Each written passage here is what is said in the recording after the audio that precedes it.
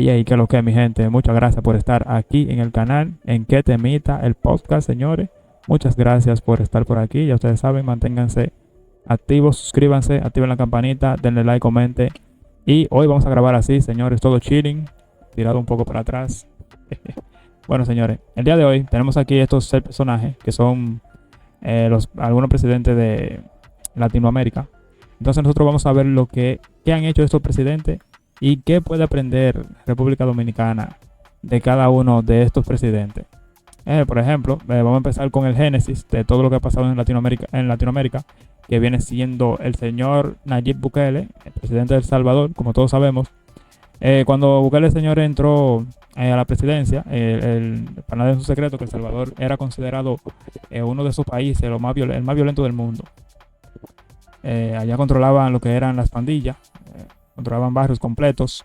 Entonces habían personas que no podían ni visitar familiares porque habían grupos criminales que controlaban la zona en la que iban a visitar a sus familiares.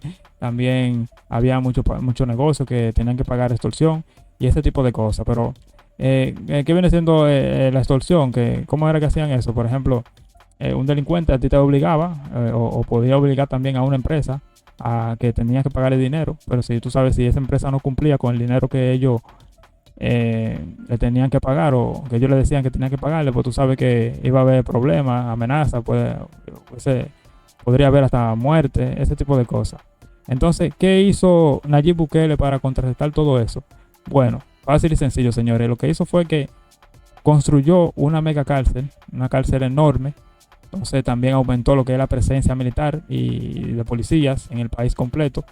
Y así él pudo capturar a miles de presuntos miembros de pandillas bajo lo que es el régimen de excepción, que era una medida temporal, tú sabes, para que le diera como facultades al Estado de enfrentar las situaciones.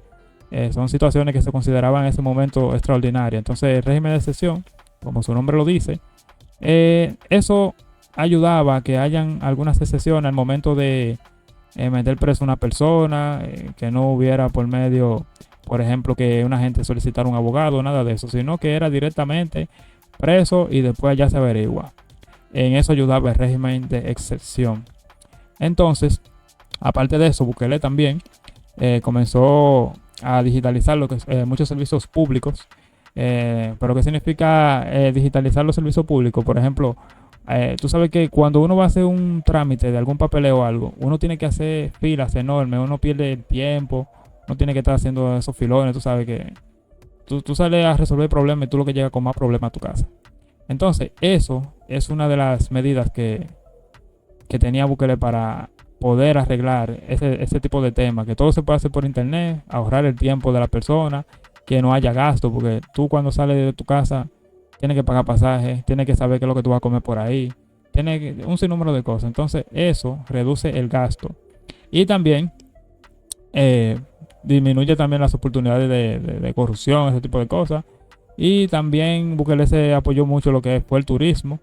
Tú sabes, muchas personas, El Salvador no era que digamos el mejor país para hacer turismo, pero ahora mismo, como está El Salvador, ahora mismo se puede ir allá, no hay problema. Incluso se han visto a los niños estudiando en las aceras, en las calles, normal, sin problema. Hay gente que se meten a lugares donde nadie podía entrar, ni no hay problema. O sea, a cualquier hora tú puedes caminar por El Salvador sin problema, por cualquier lugar. Entonces, ¿qué podríamos copiar de El Salvador aquí en República Dominicana? Por ejemplo, cualquier presidente aquí en República Dominicana no tiene que agarrar y copiar a Bukele tal cual, pero usted puede coger, por ejemplo, ideas de lo que es El Salvador. Como por ejemplo, usted puede tener tecnología en este país para poder combatir el crimen. Usted puede tener cámara inteligente, pero aquí, dime tú, aquí hay problemas hasta para uno comprar una sopita en el colmado. Entonces tú también puedes tener coordinación entre policía y el Ministerio Público. Puede haber trámites digitales, igual como lo hay en El Salvador. También se podría digitalizar todo, que uno pueda tratar de hacer la cosa con el menor tiempo posible, resolver problemas que se puedan hacer por el celular mismo. La gente utiliza ya mucho el celular, el internet, todo eso está adelantado al tiempo. Entonces, eso sería una de las cosas buenas que se podrían hacer aquí en República Dominicana. Aquí no estamos totalmente así digitalizados. Se necesita mucho para digitalizar el país como amerita, como hay en otros países. Por ejemplo, uno va a China, Japón, cualquier cosa, y allá todo digital, todo, tú sabes, todo bien, bien, bien perfecto en este caso. Entonces, en el caso de Milei, allí en Argentina, señores, vamos a viajar para allá, para Argentina. Entonces viene Milei y llega diciendo que algo que ningún político decía allá en Argentina, y fue que el Estado estaba gastando demasiado dinero. Pero entonces, ¿qué viene siendo el Estado en este caso? El Estado viene siendo lo que son los ministerios de cualquier país, los hospitales públicos que también conforman el Estado, las escuelas públicas que también son de las que conforman el Estado, la policía, los tribunales, todo eso forma parte del Estado. Pero entonces, Milei comenzó reduciendo lo que son ministerios, recortando los gastos. Por ejemplo, ministerios que no funcionaban, no servían para nada en ese momento. ¿Qué él estaba haciendo? Recortando gastos. ¿Qué él quería? Que haya dinero en el país. ¿Cómo él quería lograr eso? Recortando los gastos. Entonces, ¿qué siguió haciendo Bukele? Milei. Él siguió eliminando programas que consideraba innecesarios. Y también su objetivo era bajar el déficit fiscal. Pero, ¿qué viene siendo el déficit fiscal? Bueno, vamos a imaginar, por ejemplo, una familia que gana 50,000 pesos, pero de esos 50,000, usted gasta los 50 más 20,000 pesos más, usted está gastando 70,000. Entonces usted se está sobregirando. Entonces, ese sobregiro, todos los meses, usted sabe que le faltan esos 20,000 de más. Ese sobregiro es lo que viene siendo el déficit fiscal. Entonces, en un gobierno que gaste más de lo que actualmente se está generando, entonces eso hace que el país tenga un déficit fiscal. Entonces, ¿qué hizo Milei? Él apostaba a reducir ese desequilibrio que había en ese país, como yo le había dicho, recortando los gastos y haciendo reformas económicas. Pero entonces, ¿qué nosotros podemos aprender de eso? Aquí en República Dominicana, lo que se vive recaudando impuestos a las pequeñas empresas. Las pequeñas empresas, muchas veces hay muchas empresas cerrando por X o Y razón, que no pueden pagar tantos impuestos, tantas cosas que le ponen a uno aquí. El problema de uno poder emprender en República Dominicana es un problema gravísimo. Pero ¿qué pasa? ¿Qué aprendemos con lo de Milei? Que solamente no basta con recaudar solamente impuestos. Aquí se enfoca mucho recaudar. El problema no se resuelve recaudando, sino que hay que recortar los gastos, como hizo Milei allá en Argentina. Tenemos que recortar los gastos en todo el sentido de la palabra en la política dominicana. Entonces, también, ahora vámonos para Ecuador con Daniel Noboa. Anteriormente, Ecuador era un país relativamente tranquilo, pero después comenzó a tener una expansión de narcotráfico, se aumentaron los asesinatos, las bandas empezaron a controlar las cárceles y algunos territorios. Entonces, ¿qué hizo Noboa? Respondió a ese conflicto y agarró y puso la Fuerza Armada y la Fuerza Armada hizo que vayan a las calles, le puso mayor presencia en las calles y para combatir lo que es el crimen organizado. Entonces, en el caso del crimen organizado, ¿qué significa el crimen organizado? Como lo dice su nombre, crimen organizado, eso viene siendo como si fuera una empresa. Una empresa no solamente la dirige una sola persona, sino que tiene que tener diferentes roles para llevar a cabo lo que dicha empresa necesita. Secretarios, contables, abogados, de todo un poco. Así mismo funciona lo que es el crimen organizado.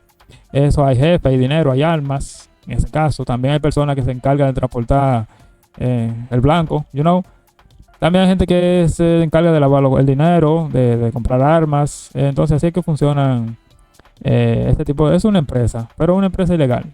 ¿Entiendes? Entonces, ¿qué nosotros podríamos aprender de Noboa? Que en este caso, el crimen organizado nosotros debemos enfrentarlo antes de que se haga demasiado tarde o haya demasiado poder, como lo hubo en El Salvador.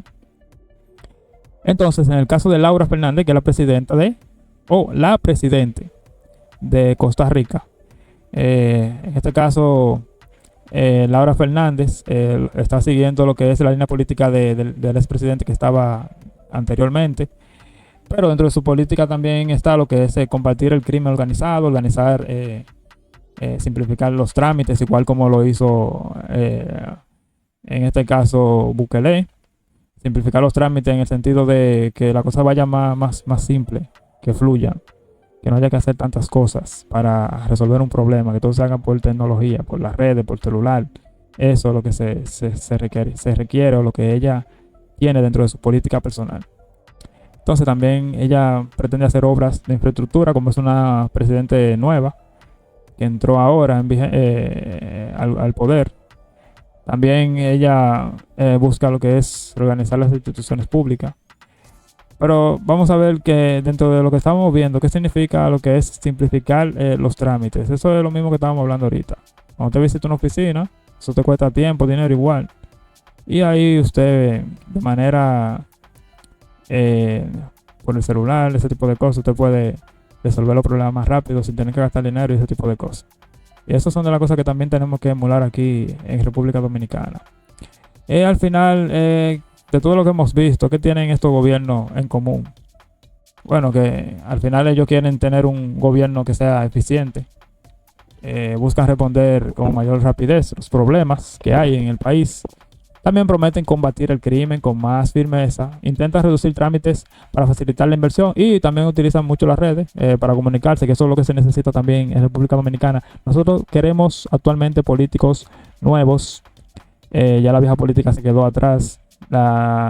Necesitamos nuevas caras, gente que manejen al 100% lo que es la tecnología, que haya también inversión para poner este país súper tecnológico como lo existe en otros lugares. Y también necesitamos muchas otras cosas, combatir la delincuencia, ese tipo de cosas. Todo eso lo necesita República Dominicana. Pero ¿cuándo nosotros vamos a tener eso en República Dominicana? No lo sé, Rick. En este caso, señores, como les estaba diciendo, nosotros no necesitamos que se copie todo a ciencia cierta, pero que si por lo menos se va a hacer uno de... si se va a hacer algo de lo que hacen los demás presidentes de Latinoamérica, si se va a hacer por lo menos una de las propuestas que ellos tienen, pues por lo menos que se ponga en práctica y se haga al 100%, pero no sé. Esperemos que en algún momento, señores, pueda funcionar lo mismo que está funcionando en Latinoamérica, que podamos estar así como El Salvador, que podamos estar como en Singapur y por ahí esos países que están al 100% clean. Aquí hay mucho dinero, mucho cuarto aquí hay, pero aquí el dinero solamente lo tienen 2 o 3 grupitos y el pueblo jalando aire y este tipo de cosas. Entonces, señores, vamos a rogarle a Dios, vamos a dar muchas rodillas para que Dios nos ayude a sacar a todos esos políticos viejos que se vayan a comer ya, ¿cómo es? Que se pensionen tranquilos en su casa, que vayan a disfrutar de sus nietos normalitos y que ya dejen hacer la política a la nueva cara que vienen en camino. Que por favor, Dios mío, por favor, necesitamos ya nueva cara, señores. Nada, señores, muchas gracias por estar en el canal, gracias por estar viendo cada uno de nuestro contenido. Manténganse activos, ya ustedes saben, suscríbanse, denle like, comenten. Y este ha sido su servidor, Ever Faval, a su orden. Y nos vemos ahorita. Me quito.